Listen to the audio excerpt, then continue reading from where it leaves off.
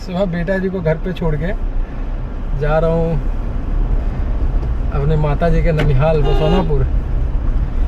बेटा जी एकदम चिल्ला रहे हैं, मेरी मम्मा उनको पकड़ रही हैं।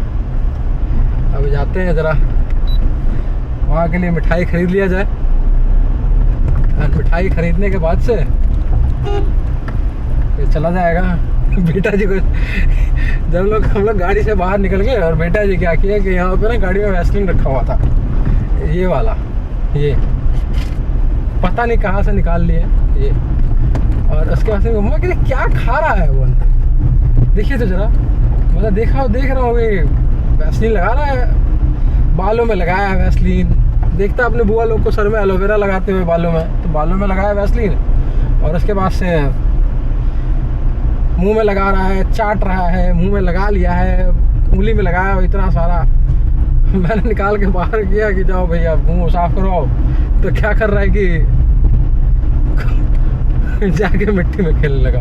और जैसे गाड़ी स्टार्ट हुई भाग के आया गाड़ी के पास, ही जाना है, लगा रोने। मम्मा ने कहा इनको बाहर लेके जाओ, अंदर लेके जाओ, तो चिल्लाते रहेंगे। अब उनको अंदर ले गई हैं, उन लोगों का चैनल गेट है, चैनल गेट बंद किया, वहाँ से अंदर खड़ा होकर चिल्ला रहा है। चिल्लाया है क्या, अब तो वो छरिया गया होगा, और छरियाने के बाद से वो किसी को कुछ नहीं समझता है। वो फिर वो इतना चिल्लाता है, लेट के चिल्लाता है। सर तो नहीं पटकता, लेकिन लेट के चिल्लाता है। अब बताएगा इन लोगों को सबको।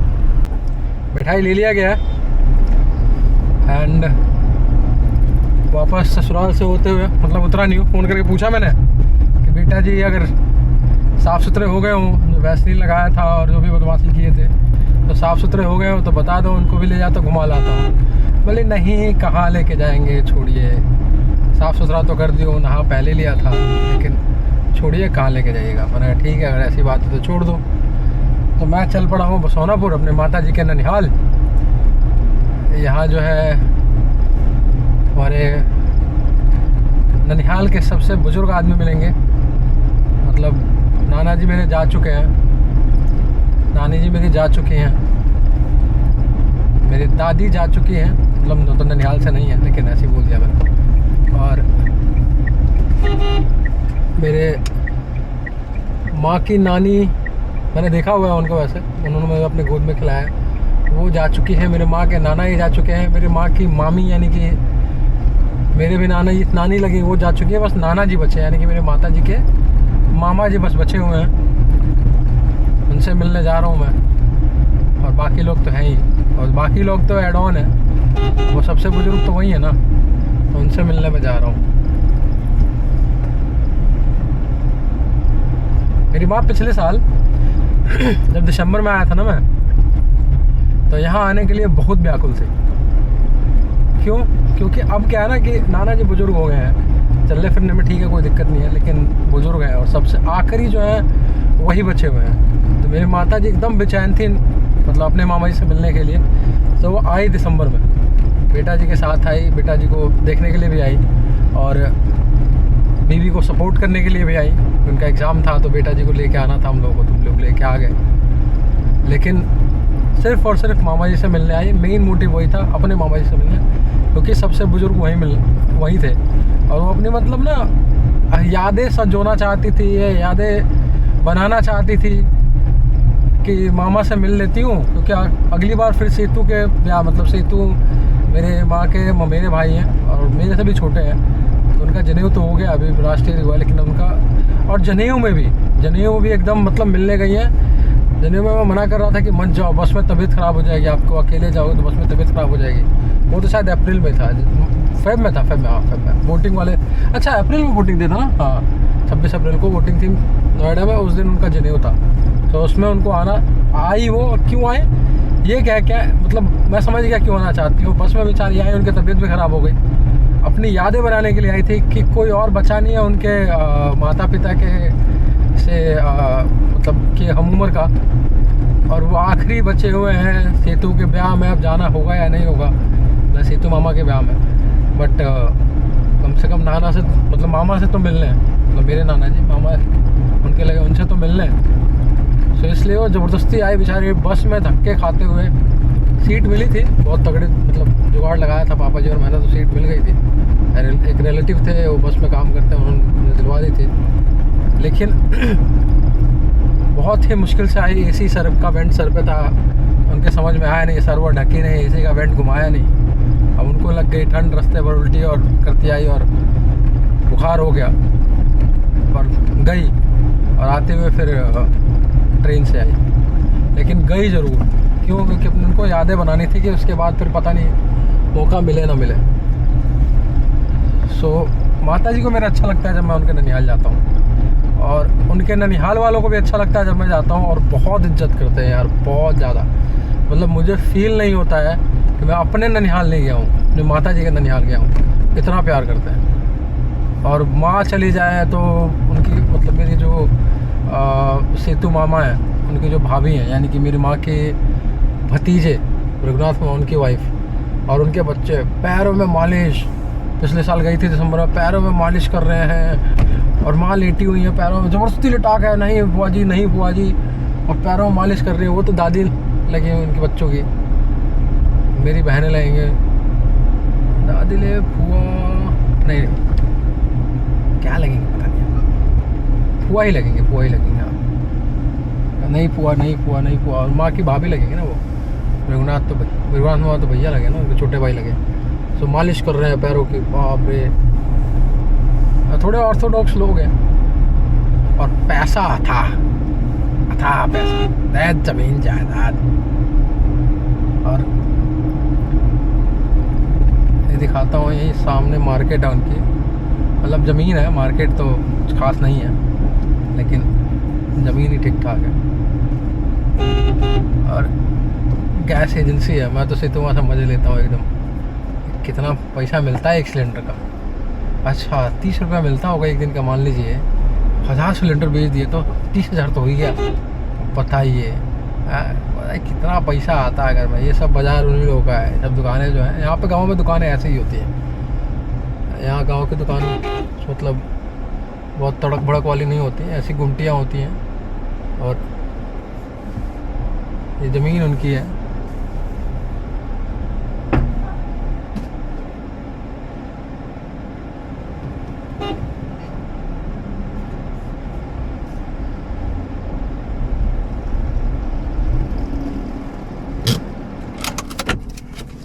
कोई मारा है गाड़ी पे, आता हूँ देख के। मुझे लगा ना गाड़ी चलाते हुए आवाज़ है टब का, सो मुझे लगा किसी ने गाड़ी में मारा है। लेकिन उतरने के बाद जब जाके पूछा, का बाबू गलती के लग लगड़िया कि मरला, कि मतलब कोई गलती की थी गाड़ी जो मारी हो गाड़ी पे, अगर कोई गलती हो गई तो मैं माफ़ी मांग लेता हूँ। तो सब लोग एक ही सुर में बोल पड़े, ना साइकिल का के टायर वो भड़कल हो, मतलब साइकिल का टायर जो था ना वो फट गया, ब्लास्ट कर गया। तो मैंने कहा अच्छा कोई नहीं जी, आप क्या कर सकते हैं। मैंने कहा कोई गलती हुई हो तो बता दो, माफ़ी मांग लूँगा, कोई दिक्कत नहीं है। और ये है हमारे सेतु मामा एंड कंपनी का gas agency, yes Indian gas agency. और वहाँ जो है ना एकदम उंगली की सीट पे जो वाइट कलर का मकान जिस पे ऊपर नया बन रहा है वो, और पिंक कलर का मकान उन लोगों का है। वहाँ पे इनार भी है, दिखाता हूँ। सो ये पहुँच गए हम सेतु मामा के घर, यानी कि नाना जी के घर। और ये रहा इनार जिसको कि चारों तरफ से बाउंड्री किया हुआ है। नाना जी यहाँ बैठे हुए हैं। नाना जी से नमस्ते प्रणाम पाती किया जाएगा जब गाड़ी मोड़ लिया जाए, मोड़ के खड़ा कर दिया जाए इधर। घर पूरा लगभग बन ही गया है।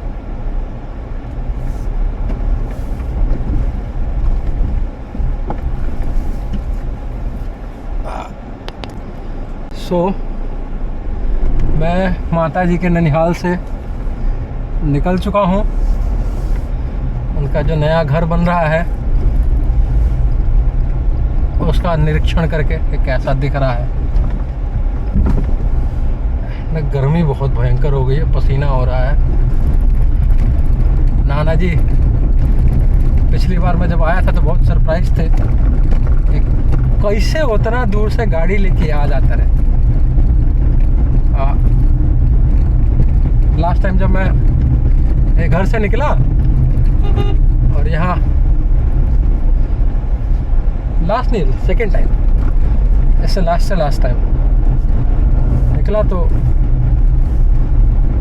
ये एजेंसी के सामने से निकला तो घर दिखता है यहाँ से, लेफ्ट हैंड साइड में, राइट हैंड साइड में घर है यहाँ से। तो सीधे वहाँ से कह रहे अरे बड़ा जल्दी तेज चलाओ तारे हो, निकल गई ले। तो बोले दिल्ली से आया तेरे ऐसा ना निकल जाइए हैं। तब ये लोग रोक रहे थे मेरे को कि तनी मछली होता, मछली खा के जाई। मामी जी कह रही थी नहीं अभी मछली वछली खाने का मन नहीं है, गर्मी बहुत है। और मैं जा रहा हूँ तो आम खा ले। हाँ आम जरूर खा ले। तो क्या खाए? हम कहे आम खा ले। तो बोले कि आने से पहले क्या आम खा ली? और हम कहे ना मुझे भूख नहीं खा अभी आई नहीं है तो आम खेबे का नहीं। अब आया था इनके यहाँ तो इन्होंने आम खिलाया था मुझे। बोले एक खाना, मैंने कहा नहीं खाना वाना नहीं खाऊंगा, आम खा ले। हम कहे आम खियाई, आम तेरे जितना खिया वो उतना आम खा ले। तो आम दी मेरे को, मैंने आम खा लिया। जय माता दी। मैं इस बात से सरप्राइज्ड हूँ कि इस जगह पे हर घर में लगभग आम है, फिर भी जो है ना बाबा आराम से कोई दिक्कत नहीं, हमको कोई जल्दी नहीं है, फिर भी जो है दुकानों पे आम बिक रहा है। और दोपहर में जब मैं आम लेने गया तो आम लेने जब मैं गया तो पता चला कि भाई एक जर्दा आम होता है छोटा वाला, उसको छोड़ के बाकी सारा आम जो है वो कार्बाइड वाला है। मुझे लगा खेतों के बीच में लोग रोड के किनारे बैठे हुए हैं, रोड के किनारे बगीचे के बीच में बैठे हैं, तो सारे पेड़ के टपके हुए आम या अपने खेत के आम हो गए। तो बाद में पता चला कि भैया तो खरीद का आम है, पेड़ का टपका कोई सा भी नहीं है। जर्दा जो है वो पेड़ का टपका हुआ है। बाकी ये दशहरी, मालदे, लंगड़ा, ये सब वो लोग क्या कहते हैं खरीद के लाए हैं। ठीक है जी। मैं आम लेने जिससे पूछ के आया था मैं आम कितने का है, वो मेरे ससुर जी के क्लासमेट निकले। तो बोले कि जी देखिए 56 रुपये खरीदा होता, हम लोग 60 रुपये दे दे जर्दा आम। मैंने बोला फिर अगर पेड़ का टपका हुआ जर्दा आम है तो जर्दा आम ही ले लेते हैं, बाकी मालदे और किशनभोग फलाना गाना छोड़ देते हैं। तो फिर बाद में मैंने कहा कि कुछ खाने के लिए ना किशनभोग और मालदे में से थोड़ा सा ले लेते हैं, थोड़ा सा मालदे और 2-4 किशनभोग तो मना कर दिया वो, थोड़ा सा मालदे और लंगड़ा लेके घर आ गए हम खाने के लिए, अपने खाने के लिए। अब जाता हूँ, बोलता हूँ कि थोड़ा सा आम खिलाई दो यार, देखता हूँ कैसा आम निकलता है वो कार्बाइड वाला 2 किलो जो एक्स्ट्रा लेके आए हैं। आम आम आम आम आम। गाँव में भी मेरे बहुत आम हुआ है घर के जो, लेकिन मैं गाँव जा नहीं पाया। घर के पीछे जो बगीचा है ना, बगीचा क्या घर के पीछे 2 आम के पेड़ है। कह रहे चाचा जी कि उससे बहुत टपक रहा है। 20 आम तो उन्होंने रखा हुआ है खाने के लिए, भी बड़े बड़े तो मालदे है। मैंने बोला मैं जा नहीं सकता हूँ तो क्या ही बोलूँ मैं। यहाँ नाना जी भी हो, ये लोग भी जबरदस्ती आम का एक थैला भर के दे दिया है कि हम लोग यहाँ से लेके जाएं, हमारे यहाँ से भी आम लेके जाइए, ऐसे कैसे लेके नहीं जाइएगा। तो एक थैला भर के आम दिया हुआ है, गाड़ी में रखा हुआ, गाड़ी में आम की स्मेल हुई पड़ी है, उसको भी ले जाके ऊपर रख दूंगा। और बोल रहे थे रुक जाओ, मैंने कहा नहीं मामी जी जाने दीजिए, जाके कुछ ऑफिस का काम कर लूँगा। अभी तक मैंने ऑफिस का कोई भी काम किया नहीं है सवेरे से, सच है यार। मैं घर आया हूँ, लैपटॉप ऑन किया, एक कॉल लिया, आधे घंटे कॉल थी, 1 घंटे करीब हो गई, तो काम हम तो कुछ किया नहीं है मैंने, सही बताऊँ। तो अभी क्या है कि अब मैं जा रहा हूँ घर, कल सुबह 9:30 बजे निकलना भी है। जंगल गुर्दी, नाम सुनो, जंगल गुर्दी। सो कल सुबह जितने बजे आँख खुलेगी उतने बजे निकल जाएंगे। अरे गेट खुचुर कर रहा है यार।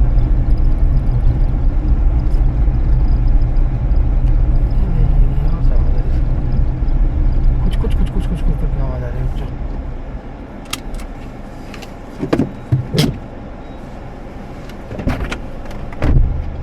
साइड वाला गेट खोल के बंद कर लिया, अब देखते हैं अब भी आ रही है क्या।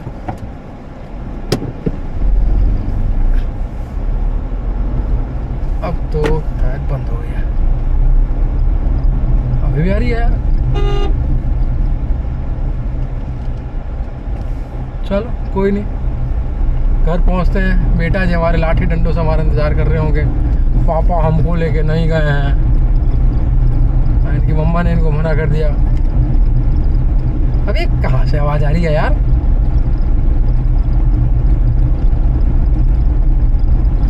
है अजीब बात है।